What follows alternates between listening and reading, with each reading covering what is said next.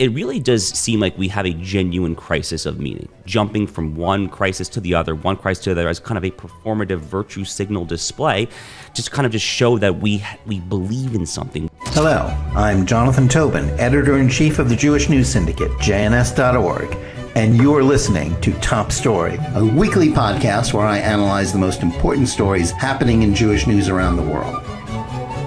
Each week, I will break down politics, foreign policy, and culture to provide insights into what is going on behind the headlines.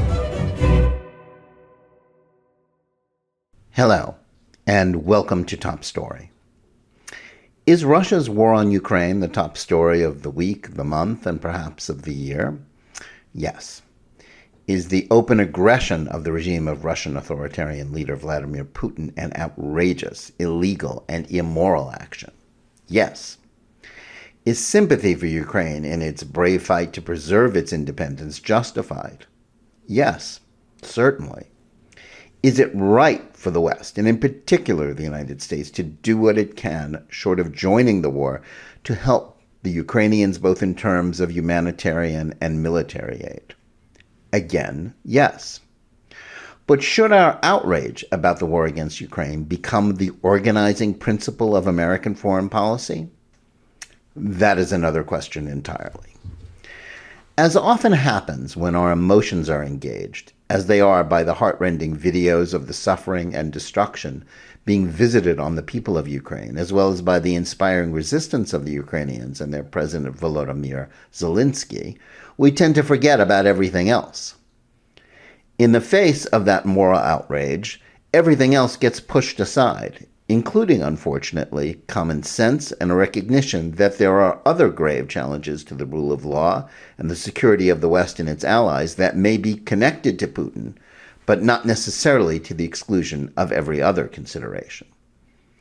Yet that is the place we are currently in, as the rush to help Ukraine has forced other issues to the side and allowed still other considerations that have nothing to do with Ukraine or the security of the West to be pushed to the fore by the Biden administration, ostensibly in the cause of helping Ukraine. With no end in sight to the Russian invasion of Ukraine and the suffering this unprovoked war is causing continuing to grow, Western powers are struggling to come up with a response that doesn't involve NATO forces going into combat against a nuclear power. But President Joe Biden isn't building an alliance that will defeat Putin, nor is he implementing a strategy that will do real damage to Putin's alliance with China, a budding superpower that is an even more dangerous rogue regime. Instead, Biden seems primarily interested in saving his own political skin by making deals with terrorist and dictatorial regimes that might lower American gas prices. Washington is selling out American allies like Israel in the Middle East and elsewhere merely to combat the record inflation that has grown on Biden's watch and which is likely to cause an epic midterm congressional defeat for Democrats. Doing nothing but enacting even the most severe economic restrictions and sending arms and humanitarian aid to the embattled Ukrainians isn't terribly satisfying. That's why the administration is looking around the world, attempting to peel away some of the Russians' few allies in an attempt to somehow further isolate Moscow. That was the conceit behind the recent not-so-secret visit of senior American officials to Venezuela. Their goal was to unfreeze relations between the dictatorial socialist regime, led by Nicolas Maduro, and the United States to help get Venezuelan oil back on the market, so as to reduce the impact of the administration's decision to ban the importation of oil from Russia. But there is no sign that he is willing to abandon his alliance with Putin. At the same time, the United States was also hoping that a new nuclear accord with Iran, which will be merely a far more feeble version of the already dangerously weak 2015 Iran nuclear deal, would soon be completed. That may be on hold for the moment, as Russia is seeking an exemption for its trade with Iran in the sanctions the West has placed on it. But no one should underestimate the determination of the administration to appease Iran, so it would be foolish to think that the foreign policy officials will not continue to push for a new accord. While it boggles the imagination to think of how enriching and empowering the world's leading state sponsor of international terrorism will make anyone safer, the war in the Ukraine has provided yet another rationale for Biden's appeasement policy. Washington believes that bringing Iran back into the community of nations and its considerable oil reserves back onto the market will also help the effort to isolate Russia, whose main national asset, other than its nuclear arsenal, is its vast supply of oil and natural gas. The point being is that if you think stopping Putin's criminal aggression in Ukraine is the world's top priority, then moral compromises are going to be necessary. And if that means holding our noses and doing business with Maduro or Tehran's murderous theocrats, then that is what must be done. But unlike the alliance with the Soviet Union that ensured that the Allies would eventually defeat Hitler, doing business with Venezuela and Iran will do little or nothing to halt the slaughter in Ukraine.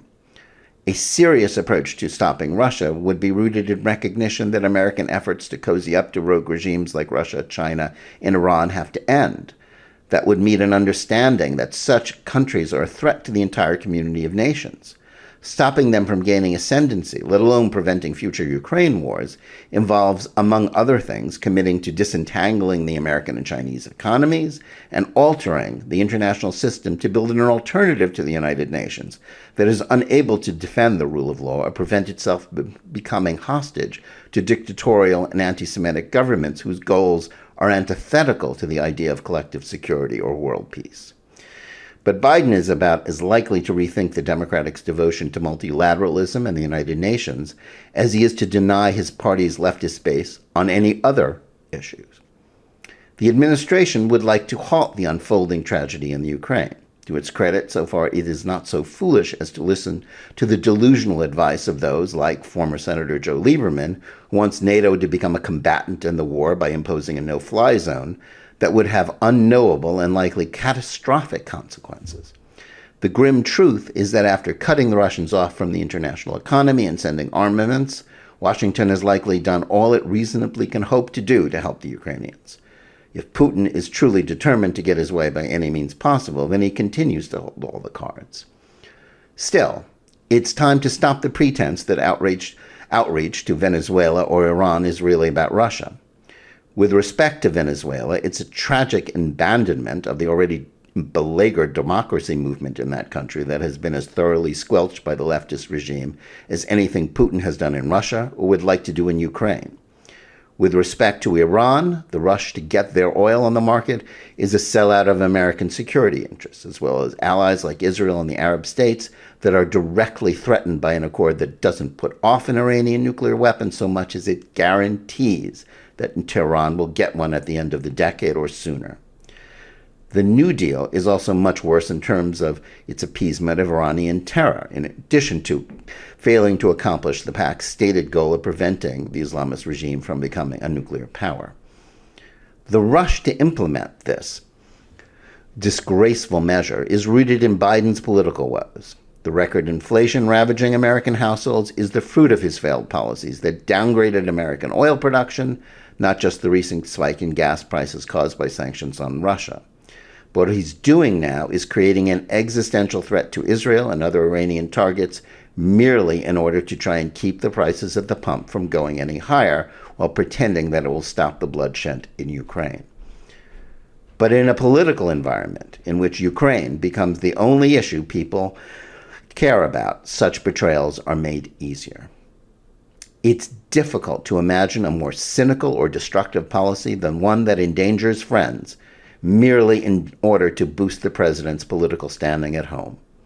Much as Americans want to put a lid on gas prices, to buy that outcome by appeasing Iran is an immoral abandonment of American interests and obligations that won't aid Ukraine or stop Putin. And now to our interview of the week. Is a new surge of European authoritarianism as represented by Vladimir Putin the gravest threat to the West and its liberal values? In the context of the current war in Ukraine, it's easy to succumb to the argument that this is so. But as much as Putin's war on Ukraine is unjust and should be resisted as well as punished, the notion that this conflict is the be-all and end-all of foreign policy or of the future of the West is a fallacy. The assumptions about the Ukraine war also remind us of other equally, if not more important, questions about the future of American society and politics. In particular, it poses the question about what conservatives should be thinking about the push to prioritize Ukraine and the ways that the Biden administration are using to push for other dangerous ideas like appeasement of Iran and/or China. It also relates to the belief that the Hungarian government, led by its Prime Minister Viktor Orban, is merely another aspect of the Putin-esque authoritarian right that Americans should be resisting. In addition to that, these debates also are linked to other concerns about whether a values-neutral approach to public policy, or what might be called neoliberalism, or even a strictly libertarian approach that some conservatives believe in, are capable of responding to the challenges of contemporary society. In the face of the left's ruthless attempt to sweep the public square of traditional values and to replace them with toxic myths like critical race theory and intersectionalism that legitimize racism and enable anti-Semitism, we're faced with this problem. To discuss this, we're particularly pleased to have with us today one of the brightest young minds on the American political right, as well as a keen thinker about politics and the law. Josh Hammer is opinion editor of Newsweek, a syndicated columnist, a research fellow with the Edmund Burke Foundation, and the host of Newsweek's The Josh Hammer Show podcast, as well as a regular on the Edmund Burke Foundation's Nat Con Talk podcast, both of which I recommend highly. He's been published by many leading outlets, and as a legal scholar, he's a campus speaker through the Young Americans Foundation and the Federalist Society, and he also clerked for the U.S. Court of Appeals for the Fifth Circuit. Josh Hammer, welcome to Top Story. Jonathan, good to see you again. It's been too long, so thanks for having me. Oh, thank you for coming on. Josh, it's great to have you with us today, and I want to start with what remains the top story of the week or the month or the year, the war in Ukraine. I think we can all agree that opposition to Putin's invasion and sympathy for Ukrainians is justified, but personally, I'm concerned that making this event the new organizing principle of American policy is not merely a huge mistake, but sort of entirely gets wrong what the main challenges to America and the West are. What do you make of the way that supporting Ukraine has more or less taken over our policy debates and how we think about policy considerations? And what is the American national interest in this crisis? Yeah, Jonathan, I think you and I approach this pretty similarly, from what I can tell. Look, there is a massive humanitarian refugee crisis happening in Eastern Europe right now. This is the worst conflict in the European continent, in the European theater since World War II. Obviously, what happened in Bosnia and Sarajevo in the Clinton administration was terrible. But really, you could really go since World War II. This is the worst crisis, and that humanitarian crisis, the million-plus refugees, the refugees flooding into Poland and Hungary, countries that I've actually visited in the past year, that is Vladimir Putin's fault. Period. Full stop. End of story. At the same time, here, this is where kind of the but and the nuance comes in here. It really is difficult for me to look at what is going on in the world. I mean, the news this morning is that I saw Vladimir Zelensky, of course, of Ukraine, is set to kind of speak to the Congress in kind of a joint session. Everyone on Twitter has the blue and yellow flags on the social media profiles. Here in Miami, where I live, the skyscrapers downtown are all lighting up in blue and yellow with kind of freedom and various other kind of slogans affixed to them. That's happening seemingly, from what I can tell, with basically every big city, every downtown corridor, every kind of public infrastructure, the whole nationwide. So it really does seem to me, when you when you think about the fact that the people that are doing this are the same people that kind of did like the "we're all in this together." They changed their Facebook profile photos to show like the COVID, like with the little masks. These are the same people that did like the black squares, like the Black Lives Matter after the death of George Floyd in Minneapolis. It really does seem, from kind of a macro level. And Daniel Greenfield, who's such an incisive columnist for Front Page Magazine, he hit this nail on a head, I thought, last week. What's really happening here is if you look at America from like a 35,000 foot altitude level, it really does seem like we have a genuine crisis of meaning. There is a lack of spirituality. There's ultimately kind of a lack of God and godliness, a lack of family, and just a lack of meaning. And that's why you see kind of just jumping from one crisis to the other as kind of a performative virtue signal display, just kind of just show that we believe in something. We believe in something for the sake of believing in something because we're missing a true anchor. So I don't think that's kind of extrapolating or exaggerating too much. It really does seem to me like that's what's going on right now. And just based on on those past experiences, the recent experiences with Fauci and COVID obviously being front and center, it really is kind of the metastasis of that herd mentality, that groupthink that really, really, really worries me as someone who sits here and kind of consumes news all day. But obviously Putin is in the wrong, but I just don't like this mentality, and I don't like kind of the social pressure, the social stigmatization. Babylon Bee is obviously a satirical website, but they had kind of a headline the other day that I think kind of captured the essence of this, right? They had a headline that said restaurants requiring, demonstrable show of support for the Ukrainian cause now, with the implicit subtext there obviously being that Ukraine has replaced COVID as kind of the performative issue of the day. So I really do worry about where that goes and what that says about us as a society. Yeah, I think that's absolutely right. It's leached into everything, the arts, that you can't go to a concert without, sort of somebody swearing allegiance to Ukraine, which isn't to say that sympathy for Ukraine is bad. It's good, but it's still kind of crazy. So I guess my next question, if it is, our sort of distaste for the way it has become performative aside, if it is sort of the imperative of the moment, is it a U.S. strategic imperative to do something about it? And is there a line that really shouldn't be crossed in terms of what we should do about it? I mean, just in the last week, we've heard people like Lindsey Graham and former Senator Joe Lieberman, somebody whom I personally respect greatly, calling for a no-fly zone, NATO to do a no-fly zone in Ukraine, which is, to me, kind of crazy. I mean, it's like basically saying, let's go to war over Ukraine, because that's what that means. What are the lines that we shouldn't cross here? Well, I mean, just to kind of get this up front, I mean, I think a no-fly zone is totally wild. It's nuts, frankly. I agree with you on that. I understand why people are saying that, okay? I mean, I run an op-ed section. I've gotten a number of op-ed submissions from people that make this argument. Look, I mean, there are very smart people making it. I mean, I understand why they're saying it. I understand kind of the inputs, the intellectual inputs that could lead you to that conclusion. But the reality is that, look, when Russia was not Russia, when Russia was the Soviet Union for a solid 45 years, for 4.5 decades, and we were in a state of mutually assured destruction, kind of an existential Cold War footing, Cuban Missile Crisis, all that stuff, right? At that time, we didn't have U.S. senators or U.S. congressmen standing up there to call for shooting down Russian planes. I mean, I'm sure some people on the fringe, kind of lesser settings, probably called for that. But, one of my absolute favorite public intellectuals out there right now is David P. Goldman of the Asia Times. I think David is just absolutely fantastic. And I was watching him tweet about this a couple of weeks ago after Lindsey Graham tweeted to call for Putin's assassination. And, David Goldman said, back in the day, because he kind of grew up in the Cold War era, he said, we knew not to call for Khrushchev's assassination because that kind of overheated rhetoric could easily lead to World War III. And people condemn Ronald Reagan for saying that the Soviet Union was an evil empire. Yeah, exactly, right? I mean, when it was occupying Ukraine, I might add. Right. No, that's a good point. People forget that detail, I guess. Look, Russia is not the Soviet Union. It's the 11th largest GDP in the world. In many ways, it's kind of like a Persian Gulf-style petro state. They're obviously over-reliant on the fossil fuel industry. It's deeply corrupt, the oligarchs. But for all the problems they have 6,000 nuclear weapons. 6,000 nuclear weapons, okay?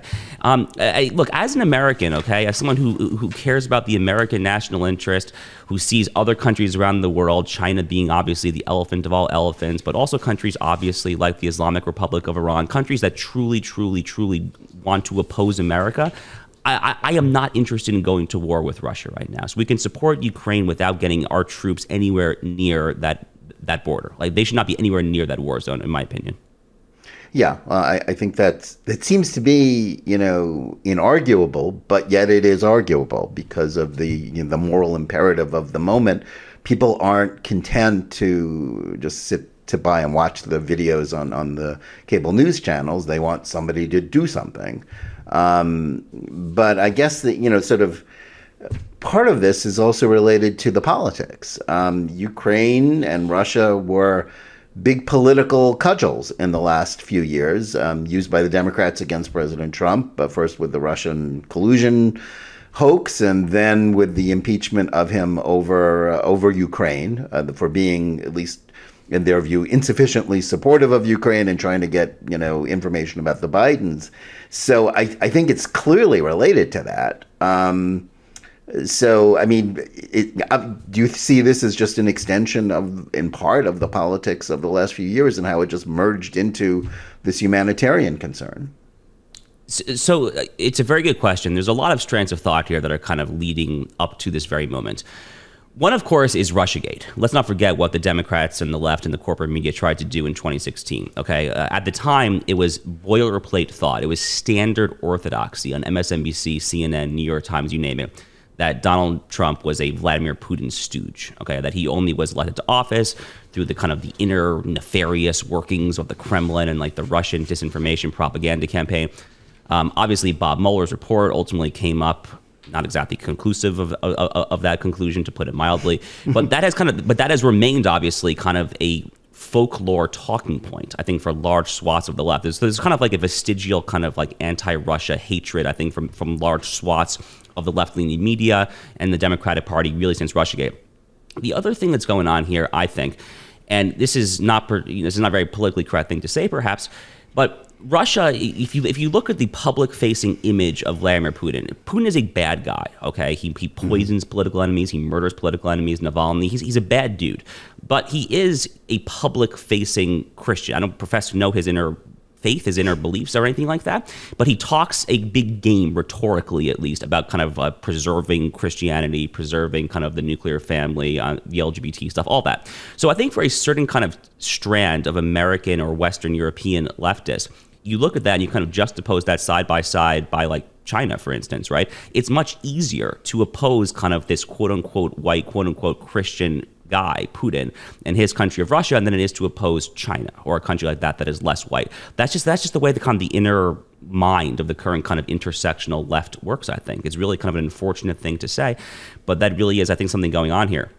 The other part here, which is really what your question is getting at, and I think this is deeply important as well, is really since the 2014 Maidan revolution in Ukraine, which deposed Yanukovych, kind of the Russia, Moscow-aligned leader, and Ukraine's more or less been kind of more Western-oriented, somewhere in the middle, but kind of more quote-unquote Western-oriented since then, there has been a flood of money. There's been a lot of kind of Western NGO-aligned money in Ukraine. My good friend Dave Raboy, on his very interesting Substack, he referred to this as the quote-unquote NGO archipelago, this like loose chain of NGO islands that seem to have an outsized presence in Ukraine. And, you know, there have been some Ukrainian oligarchs who've been massive donors in reciprocal fashion to the Clinton Foundation. It's very much kind of a two-way arrow.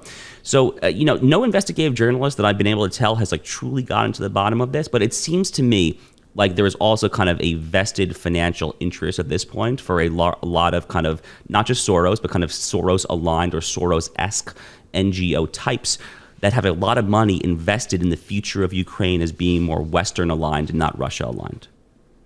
Yeah, I think that's true, and it's sort of it's all come together now with the Russian invasion to make Ukraine sort of an icon for freedom and democracy, and they certainly have every right to self-determination. I think we should be sympathetic to that, but the idea that Ukraine is the embodiment of democracy, which is sort of the watchword of the Democrats lately. They're always defending democracy against Republicans and Trump, and this is sort of the foreign front of it, in some ways. But that leads me to my next question, and you alluded to sort of how Putin is regarded in the West.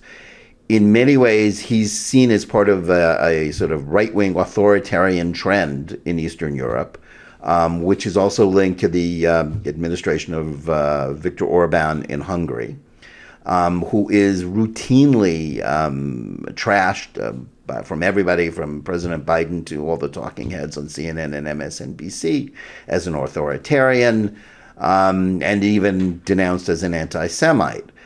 You recently, last month, you were in Hungary. It seems like a lot longer ago than that because we've had the invasion of Ukraine since then.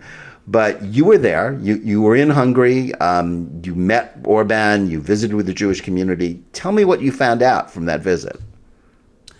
Yeah, no, it was a really eye-opening visit. It was my first time in Budapest, which is a beautiful city. I was actually set to go back there this month for a second conference, which was postponed due to the war. But hopefully I'll get back sometime soon. So yeah, it was really funny how that worked out. I actually didn't know that I was going to get the chance to meet with the prime minister when I was flying over there. I got an email on my layover at the airport in Munich that said, "Oh, by the way, you're meeting the prime minister in a small group in 2.5 hours." I was wearing like a hoodie, sweatshirt, and sweatpants for a transatlantic flight. I wanted to be comfortable, and I had to like run to the airport and change my clothes. But it worked out, and we had a wonderful kind of. It was actually an on-the-record meeting. It was not even off the record. I mean, it was a very casual conversation. We were literally standing in Carmelita, which is the prime minister's residence there, kind of right overlooking the Danube River on the cliffs. Beautiful, beautiful facility. We were literally just kind of casually standing in a circle. There were like 20, 25 of us. I mean, kind of a lot of other kind of American or Western conservatives, people like, who else was there? Rod Dreher was there, Heather McDonald, my good friend Gladden Papin, Jeremy Carl. And then the prime minister was there with Katalin Novak, who is the new president of Hungary as well. So they have a president-prime minister situation going there. And look, my impressions of the prime minister were very positive. First of all, he is a man who knows what he's talking about. He briefly studied at Oxford, and I didn't even realize this before I met him. He talked about how he kind of dedicates one day every week to like reading like political theory, like political philosophy. I mean, he has done the reading. He knows what he's talking about in terms of what it means to be a conservative, at least kind of in a European sense of the term. He knows what it means to kind of articulate conservative principles. But he is called an authoritarian, a fascist, and they call him a fascist because he has emphatically embraced the term, quote unquote, illiberal democracy. But what he means by that, and this is kind of the cardinal, I think, confusion that a lot of kind of American and Western European audiences have. I think in the past 40, 50 years of right of center discourse, not just right of center, kind of just political discourse in general, actually, there's been this conflation where liberalism and democracy have been made to be the same thing as one another. In other words, in order to support democracy, in order to support the notion of free and fair elections, routine scheduled elections, the ballot box, and so forth, you have to subscribe to a certain idea of liberalism where kind of individual rights, individual autonomy, and values neutrality is kind of the quintessence of what a statesman should pursue.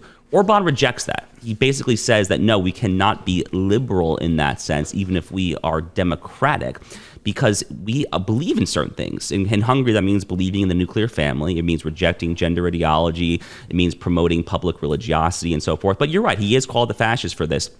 And Jonathan, I toured around the Jewish community there for 5.5, 6 hours. I became friends, actually, with this wonderful Orthodox Jewish man who runs a small Hungarian Jewish publication there. He's born and raised in Budapest. We kind of became quick friends. He toured me around to 6, 7, 8 different shuls. We walked around the Jewish quarter. The shuls there don't have security. Sometimes some of them do, obviously, but it is much lower. I mean, it's not nearly like what you see in London, Paris, Berlin, places like that. Mm-hmm. And honestly, like from what I could tell, the community looked like it was thriving. I mean, I saw people in kippahs walking on the streets. I ate in a delicious kosher restaurant. I mean, like I had a wonderful, wonderful exposure there. I mean, the notion that the current Hungarian government is anti-Semitic, I find personally, I mean, it's ludicrous, I think, but it's very convenient for the media to portray him as that because they don't want to grapple with the actual underlying issue, which is the way that Hungary has diverged from Western Europe on the Islamic migration issue. That's really what the kind of this rhetoric is getting at. That gets to the head of it there, doesn't it? In terms of where people have a problem with him. Totally, right. I mean, like those are the issues where kind of Hungary in particular, but also some other countries around there, Poland and maybe to a lesser extent kind of Czech Republic, Slovakia, but really kind of Hungary has kind of taken an outsized role in publicly opposing mass Islamic immigration to the European continent. I mean, kind of in the aftermath of the Bashar al-Assad crisis in Syria and the civil war and the kind of the influx of Syrian refugees, Somalian and other kind of North African refugees, Hungary has basically said, for very clear historical reasons, Europe is a Christian continent, and to take in immigrants to Europe, we expect assimilation. It's a very reasonable position to hold, I think, right? But obviously, their position has been in wild contrast to the position of former Chancellor Angela Merkel, to say nothing, obviously, of France, the UK, Brussels, where I'm set to travel actually in about a week, places like that.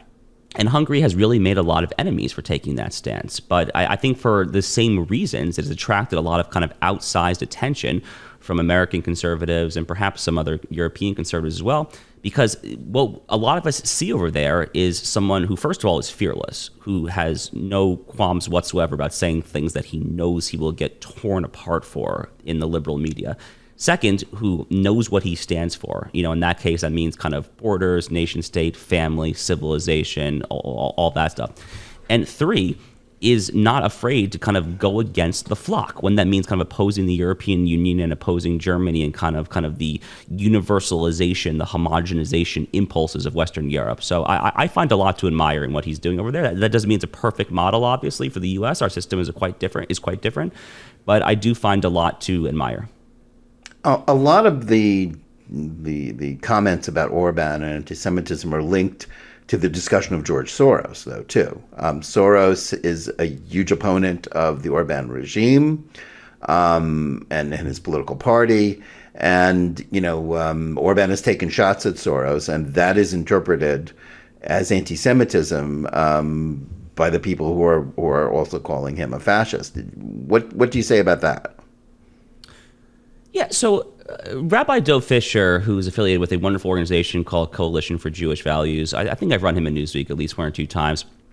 He had a great op-ed at the New York Post maybe a month or two ago. I can't remember exactly when it was. And he was talking about Soros in the domestic context. So specifically, he was talking about kind of Soros's kind of, anti-prosecution prosecutors, the whole kind of light on crime district attorneys that he's trying to elect all across the country. And what Rabbi Fisher said in this op-ed, and I'm paraphrasing here, was he basically said to oppose George Soros' agenda is not only not anti-Semitic, it is a mitzvah for XYZ reasons here. Because George Soros' substantive agenda is a fundamentally anti-Western civilization one, is one that wants to tear apart the nation and also state. Anti-Israel, just to not to make too fine a point about it. Yeah, no, of course. I mean, he's obviously completely Looney Tunes on that issue. I mean, he's totally out to lunch on that one, to put it mildly. But I mean, whether you look at kind of the district attorneys domestically, what he's doing on that, what he's doing on with open borders and trying to kind of flood all these nation states, and obviously, look, the ultimate goal of kind of the open borders crowd, okay, whether it's in Europe, whether it's the United States, whatever, the ultimate goal of kind of a maximalist immigration at all costs crowd is ultimately to erode the notion of the nation state. That actually is the ultimate goal here, right? If you believe in the idea of a nation state, in kind of the Yoram Hazony sense of the term, and kind of the sense that the world is best ordered around kind of independent sovereign nations, then you have to necessarily respect some prudential limits on immigration. So by necessity, if you oppose that, if you say that there should be no limits, that we should just flood everywhere, then you oppose the nation state. So I would argue that is fundamentally, at a very philosophical level, an anti-Western civilization stance. He's obviously, the prosecution stuff is crazy. I mean, Jonathan, you've written some great columns for me at Newsweek, obviously, on all of that madness. I think you and I are on the same page on those issues. But yeah, he's of course wildly anti-Israel. I mean, a radical anti-Zionist. Soros is a bad guy. I mean, period. End of story, I think. Yeah, I think that's true, and it's just become iconic that if you can't speak of Soros without that, I guess that leads me to ask, sort of, if the mainstream and some of our politicians and their ideas about Orban are so wrong, what does it say about what we're getting from them about other foreign policy and domestic questions? And by that, I mean the obsessive way that the left has taken up the idea that defending democracy against Trump, or the right, when they're really defending, what they're really defending isn't democracy, but a way of thinking that allows them to enable, frankly, left-wing anti-Semitism in some ways. Yeah, look, I mean, what we see over and over again when we look at kind of the way that the media kind of jumps to portray various stories is, I mean, I hate to use this term because it's so overused, I think, by a lot of center-right folks, but Orwell famously spoke about the way that you can manipulate language to try to kind of change people's perspectives, obviously. Look, I mean, I'm recording to you from Miami, Florida. Look at what is happening down here right now with the so-called Don't Say Gay bill. Which, for the record, in the relevant section, which is only a few sentences of this bill, the word gay is obviously not used. It has nothing to do with not saying gay. It stands for the incredibly simple and straightforward proposition that if you are in grades kindergarten through third grade, okay, if you are ages 5 through 8 years old, then your teacher should not be trying to teach you about sexual orientation or quote unquote gender identity. A very reasonable, sober, and prudential legislative mechanism, to put it mildly, okay? But nonetheless, whether it's NBC, CNN, New York Times, they're calling it the Don't Say Gay bill. They're marching through the streets of Tallahassee in the northern part of my state with kind of the rainbow flag saying oppose bigotry. And that's obviously very equivalent to what we're seeing with the way that the media talks about what's happening to Viktor Orban. But I think it's happening really kind of philosophically for at least two reasons that I can identify. One is kind of this philosophical reason, right? Which is this notion that religious people and public religiosity, and in Hungary, that kind of means a public-facing. It's an ecumenical Christianity. That country's a mix of Catholicism and Protestantism, but certainly like the left, the media obviously opposes that. They are obviously radically secular people, and they obviously also oppose the idea of the nation state. Okay, I mean Hungary has kind of famously built a border wall with Serbia, which, by the way, the Hungarian government did not actually want to do that, because there are actually some ethnic Hungarians on the other side of that border in Serbia, and that kind of I think alienated a lot of them from the motherland, so to speak. So they didn't necessarily want to do that. It was for a pure kind of security reason. But the left obviously philosophically opposes the idea of the nation state here. And I think the other thing which is kind of directly tied to that is, again, if you believe in the European project, if you are staunchly pro-European Union, if you believe in kind of the tenets in like Francis Fukuyama style of kind of let's all get along in these transnational bodies, with Brussels and the EU being ground zero of that, then you necessarily, I think, have to oppose these more conservative governments in Eastern Europe, in countries like Hungary and Poland, because they frankly just oppose large swaths of that agenda here. So it's really just dystopian the way that they're trying to kind of frame these debates, but we see it over and over and over again here, and I frankly just don't expect that to end anytime soon, unfortunately. Yeah. So one more sidebar question about your trip to Hungary. It took place before the invasion of Ukraine, but what were the attitudes about, because the crisis was then brewing. Yep. What were the attitudes in Hungary about sort of the crisis with Russia and Ukraine? And I should add, I know that Hungary has its own issues with Ukraine about borders and ethnic minorities, but what did they think about what Putin was doing? And Orban in particular, if he mentioned it. I'm trying to remember if we actually. I don't think the Russia-Ukraine situation came up with the prime minister in particular in our session, but I can say that there is a lot of tension. You're right to point that out between at least pre-war. There's a lot of tension between the Hungarian government and the Ukrainian government. Similar issue to the Serbia thing. There's a lot of kind of ethnic Hungarians in Western Ukraine, and the Ukrainians are trying to basically limit the Hungarian language, things like that. But look. At the end of the day, I think Hungary, similar to kind of Poland and countries like that, would prefer that Ukraine stay out of Putin's orbit, obviously, as a buffer zone. Hungary, obviously, is a NATO country. They, would prefer, obviously, I think that Ukraine not become the next Belarus and not just fall solely into kind of Moscow's sphere of influence. At the same time here, and this is where it gets really interesting, I think, Hungary and Poland, which are both kind of right of center, kind of nationalist conservative governments, have taken pretty different, I think, approaches, actually, to the Russia-Ukraine conflict. So in Poland, Poland is a very complicated country, obviously, but for clear and obvious reasons over the past 50, 60 years, they have a real kind of anti-Russian or Russia-skeptical streak there. And Law and Justice, which is Prime Minister Morawiecki's conservative party in Warsaw, has taken a fairly hawkish anti-Putin line. I think Poland has been among the most hawkish governments in kind of an anti-Russian sense in the European continent right now. Hungary has not done that. They have consistently supported the EU line, notwithstanding the fact that Brussels is actually cracking down on Budapest currently, literally the past week. They're actually cracking down on because of the various LGBT gender ideology stuff. But Budapest has nonetheless supported Brussels. But they've said over and over again, we should not be escalating. We're not going to be a safe haven to kind of send arms in through Ukraine. Let's de-escalate. Let's just diffuse this at all costs.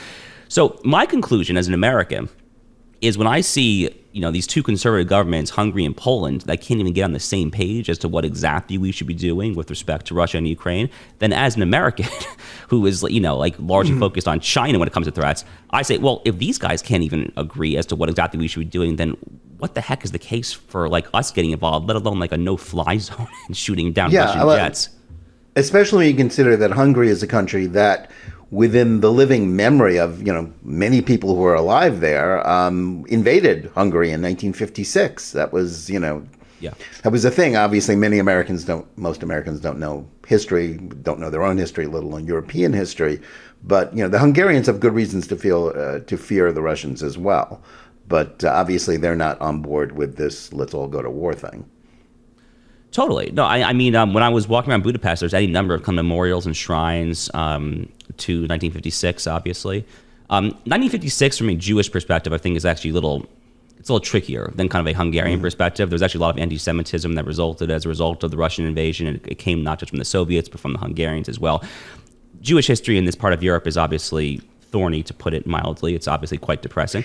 And Ukrainian history as well. As well, although they now have a Jewish president, which is kind of crazy. But yeah, but to that point, Jonathan, I mean, I don't know how you feel about this, but I personally don't really particularly like the way that Zelensky has been constantly playing the Holocaust card throughout this entire conflict. There, when he got out there and he compared Russia's missile operations, which are obviously bad, okay, it's wrong. But when he kind of sloppily compared what was happening there around Babi Yar to the actual genocide at Babi Yar, a genocide that was obviously, that was executed with no small degree of help from local Ukrainians, I thought that was frankly just patently offensive, to be just totally candid with you. On a personal note, I've heard that Zelensky has married like a Greek Orthodox woman. His children were baptized. I don't know. I mean, I'm not sure if that's kind of fair game to bring up. Maybe it's not. I mean, listen, who cares who he married or whatever? I personally think it's kind of cool that the Ukrainians actually, a nationalist movement, which has always, certainly dating back to the 17th century and indeed early in the 20th century, which was closely associated with anti-Semitism, that a Jew is elected president, whoever he's married to, I think sounds like progress to me. But you're right. He's been playing the Jewish card and playing it, quite frankly, very, very well. It's played very well in the American Jewish community. And placing a lot of pressure on Israel, for one part, to join in the gang tackle of Putin, when Israel, of course, has its own problems with Putin, and because Putin, Russia, thanks to Barack Obama, I might add, Russia occupies parts of Syria, and Russia is a very, very dangerous neighbor of Israel, and they need to be wary, but they're getting pushed and pulled into this conflict, not necessarily to the, and perhaps to the detriment of their own security interests. So yeah, the Jewish card is being played here very ruthlessly.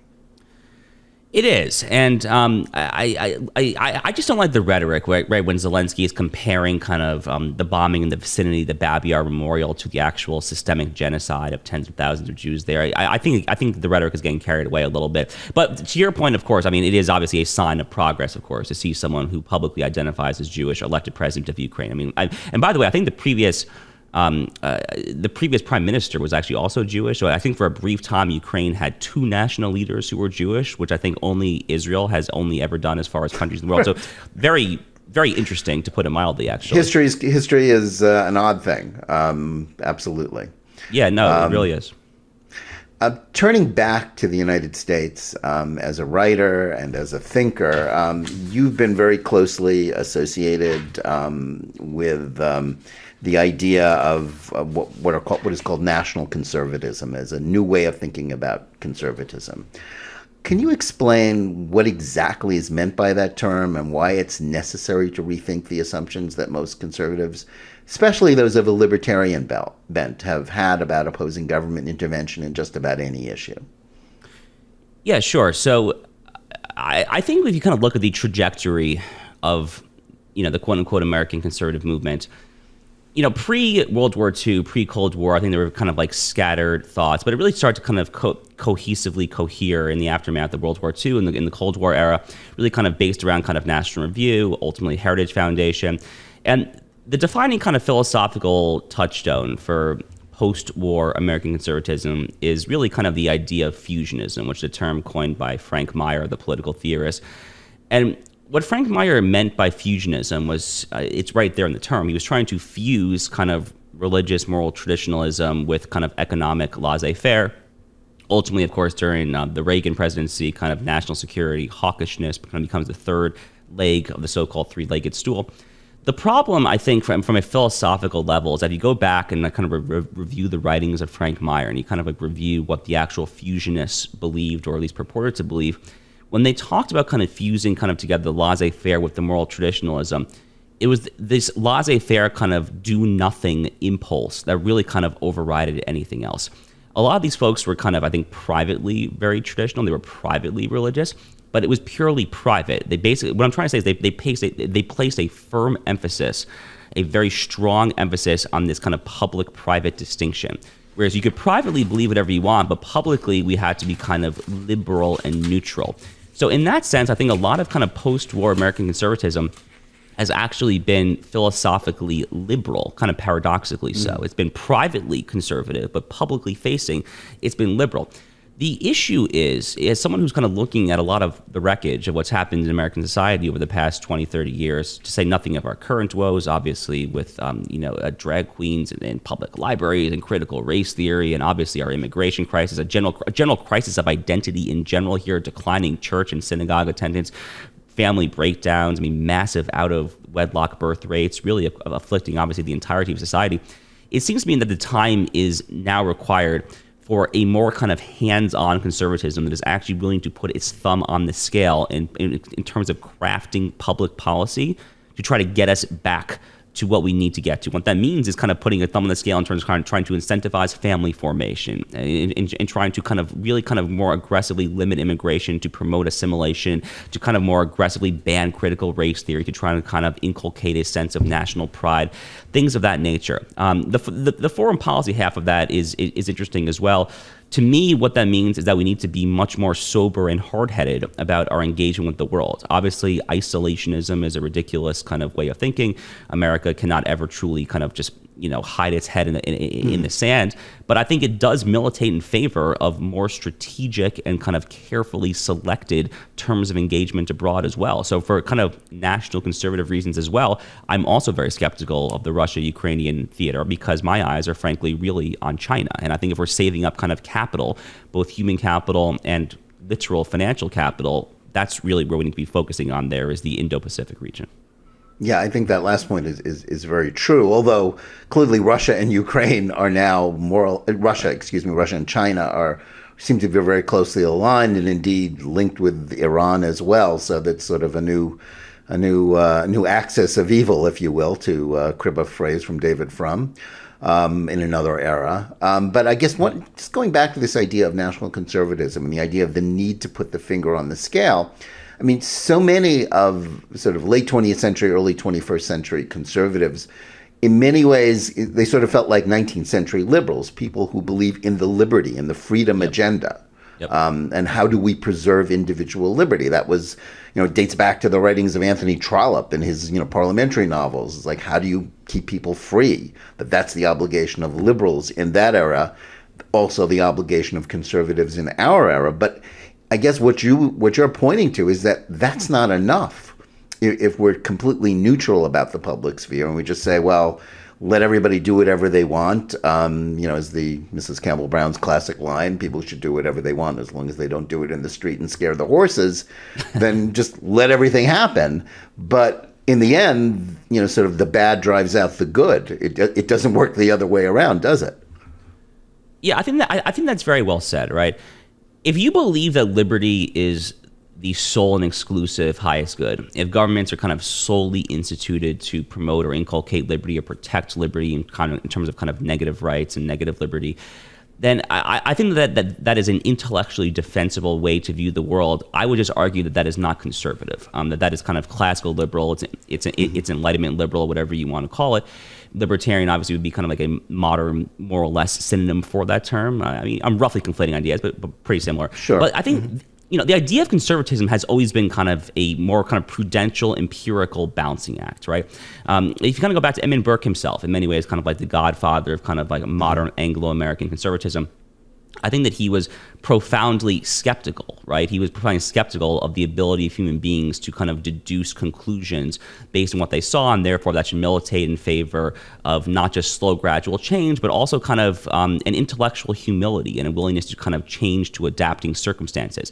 I think this modern kind of overly liberal, modern American conservative movement has not been empirical. It's actually been very dogmatic. It's been very heavy on dogma, where the dogma has been kind of laissez-faire, laissez-faire, laissez-faire, liberty, liberty, liberty, autonomy, autonomy, autonomy, period, end of story here.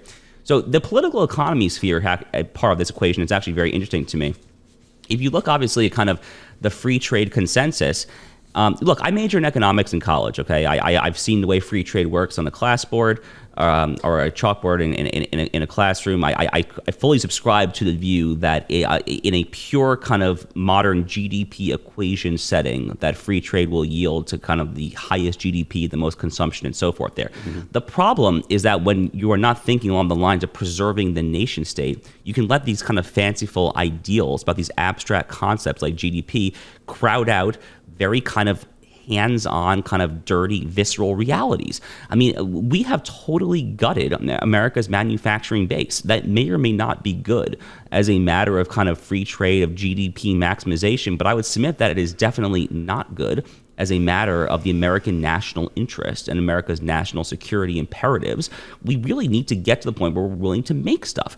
And if that means that American statesmen need to actually put their thumb on the scale through various kind of policy mechanisms, taxes, subsidies, incentives, reshoring, whatever you want to call it, then I think we, within the bounds of reason and prudence, should basically do that. Whatever kind of liberal theory, whether it's economically liberal or socially liberal theory, might militate.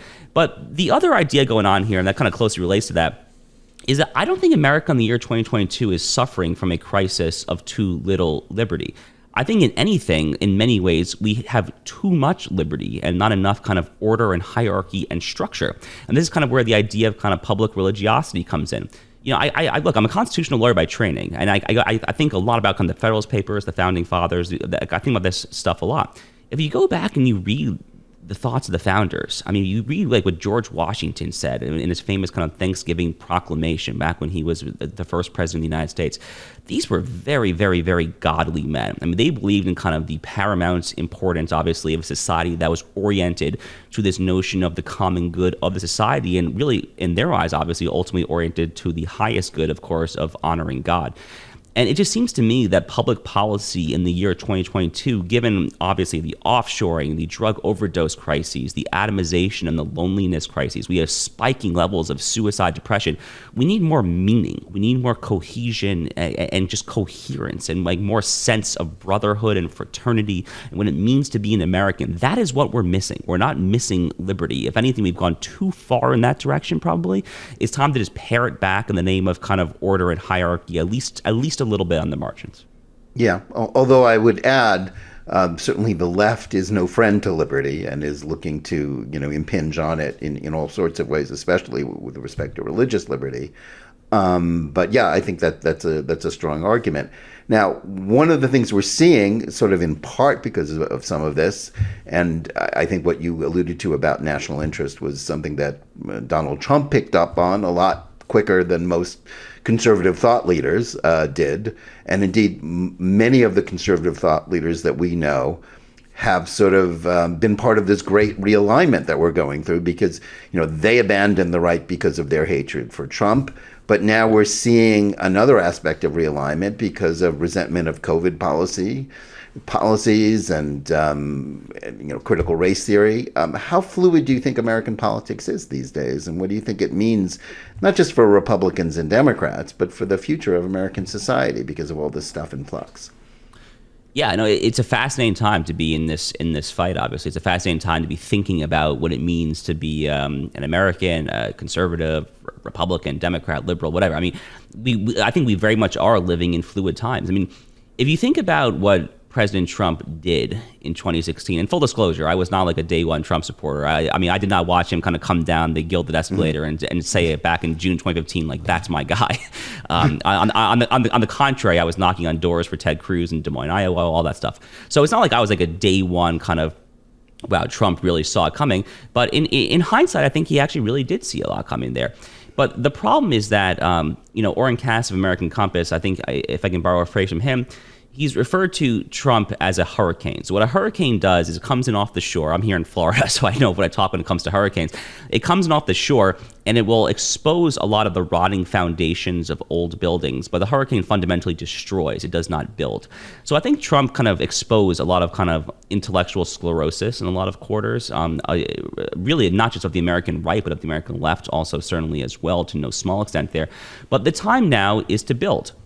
And that's why I think, personally, that's why I become so invested in this kind of idea of quote-unquote national conservatism. Because I think it, broadly speaking, obviously a lot of the policy details still need to be filled in, but it, broadly speaking, kind of depicts, I think, at a philosophical level, kind of the future that we should be aspiring to at this point, especially post-2016.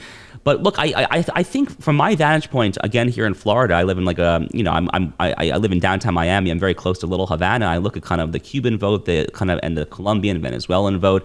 I used to live in Texas, so I used to kind of look more closely at the Mexican vote. The Hispanic vote is just so very much in flux right now. I think I just saw last week or 2 weeks ago, Sirius XM is launching kind of its first Spanish language conservative radio program. It's like exclusively in Spanish language. It's based down here in Miami. It seems to me like the Latino vote is extremely in flux. They are obviously very turned off by a lot of kind of the cultural excesses of the militant woke left, all the gender ideology, the critical race, Black Lives Matter, you name it. So it seems to me like we are very much going through a realignment of sorts, where the Republican Party has a chance to really kind of become kind of the vehicle for kind of, I hate to use kind of an overwrought term, but the term that comes to mind is kind of this multiracial working class coalition, right? Where Hispanics, blacks, working class whites can come together in kind of like an aggressively pro-American, pro-patriotic nationalist sense. And then the Democrats kind of can continue to be kind of their upper class centric kind of intersectional coalition of sorts. The interesting thing, I mean, you and I are both Jewish, obviously. So the interesting thing is then where do the Jews fall into this? I don't know. I mean, I continue to be cautiously optimistic that Jews will slowly kind of trickle more and more over to the Republican aisle, but I've been saying this for a long time, so it hasn't so quite to all of our yet. friends in the Republican Jewish coalition, they've been expecting it for 40 years, but that hasn't quite worked out. I guess that leads me to ask you, sort of the next, penultimate question here is, how does the argument about critical race theory in itself, how is that determining realignment about conservatives, and what do conservatives have to do, and Jews, quite frankly, because it enables anti-Semitism, what do they have to do besides speaking up about it to win back control of the public square, which has, in recent years, become dominated, especially in popular culture, by those intent on enforcing the racialization of society, imposing leftist indoctrination on every sector of American life?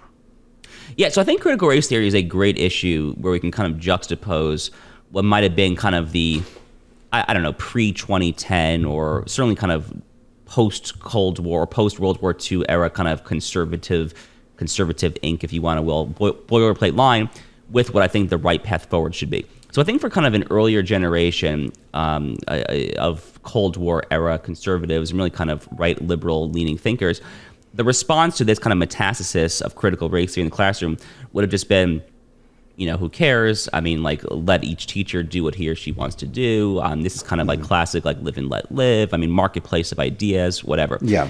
But back to what I was alluding to before about sort of being a 19th century liberal. Exactly. Just Yeah, exactly. I mean, the idea of a marketplace of ideas, I would submit, is kind of a fundamentally like Enlightenment liberal notion, right? But from a national conservative perspective, I look at this, what's happening with critical race theory, and Chris Rufo is a friend of mine. He's done amazing work, obviously, going into classroom to classroom, boardroom to boardroom, exposing at a very kind of granular level what is happening all across the country. I look at that and I say, this is so incredibly toxic to the future sustenance of a nation state. Again, to go back to kind of the Constitution, which I do a lot, I think about kind of the closing lines of the preamble of the Constitution, and the final end of governance that they enunciate right there is to, quote unquote, secure the blessings of liberty for ourselves and our posterity. If you are thinking about our posterity, kind of for the future generation, what could be worse than telling third grade white students, that they are spirit murdering their third grade black children. So from that perspective, I look what's happening in critical race theory, and I say we should be banning this because this is toxic, this is divisive, and it's fundamentally racist and evil. And if we are not willing to kind of get our hands sufficiently dirty to actually dictate within the bounds of prudence what school curricula should and should not be teaching to the next generation, then we do not deserve to hold power, honestly. I mean, these are the kind of value judgments that voters fundamentally elect politicians to do. They elect politicians to exercise their value judgments within the bounds of prudence and reason. So it seems to me like it seems to me like a very straightforward answer there, but I think that is kind of a different answer than a lot of more kind of right liberal leaning thinkers would give. It's like last June or July, I can't remember exactly when it was, but last summer, there was kind of a 4-name byline in the New York Times basically saying don't ban critical race theory. There were kind of there was Camille Foster, he's kind of a Reason.com libertarian, was one of the bylines.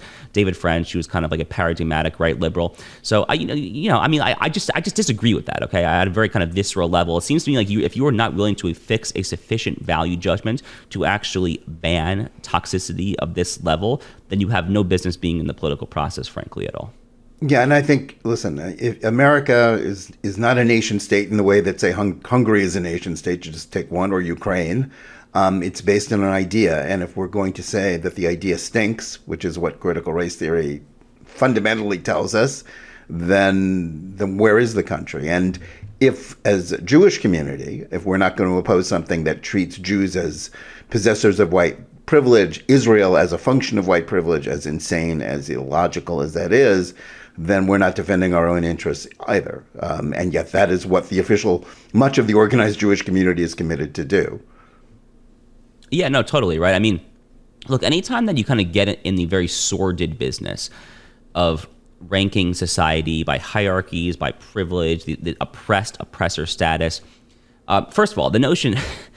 I mean, what the modern left does is they basically say that Jews, especially kind of Ashkenazi Jews, are quote unquote white. Let's hold aside kind of like the ethnic history, obviously, hold aside the Whoopi Goldberg kerfuffle, hold aside, obviously, everything that the Aryans, the Nazis said about whether Jews are quote unquote white. But what they're doing there is so deeply pernicious because they're laying the foundations for effectively anti-Jewish policy, for anti-Jewish rhetoric, and fundamentally, at the end of the day, anti-Jewish policy, the same way that there's lots of kind of anti-white policy. And the foreign sphere, that obviously means anti-Israel policy, for the same reason that the quote-unquote white state of Israel, by the way, these idiots apparently don't realize that Ashkenazim are a minority of Israeli Jews. I mean, like yes. There's Mizrahim and Sephardim are majority. I mean, these our interlocutors, Jonathan, are not always the shrewdest people when it comes to these issues. Yeah, they're fundamentally ignorant above all else. Yeah. Yeah. But look, I mean, from a Jewish perspective, any kind of like financially and just kind of economically and politically successful slice of the American demographic overview, whether it's Jews, Mormons, Asian Americans, of course, obviously whites, those are the folks, all of them, who stand to lose from kind of this divvying up of society based on classes of oppressed and oppressor. So it seems to me at a very basic level of Jewish survival and the preservation instinct, we have clear and compelling reasons to oppose critical race theory as well. Yeah, I think that's very true, and I think that's a sort of good moment to end on. Josh, I want to thank you so much for your time and your insights. We also want to thank our audience, whether you're listening to us on Spotify or any of the other podcast platforms, or watching us on the JNS YouTube channel or on JBS TV. Please like and or subscribe to Top Story and give us good reviews. Please let us know where you listen and watch and what you think about the show. And remember, keep reading and thinking for yourself, and we'll see you again next week.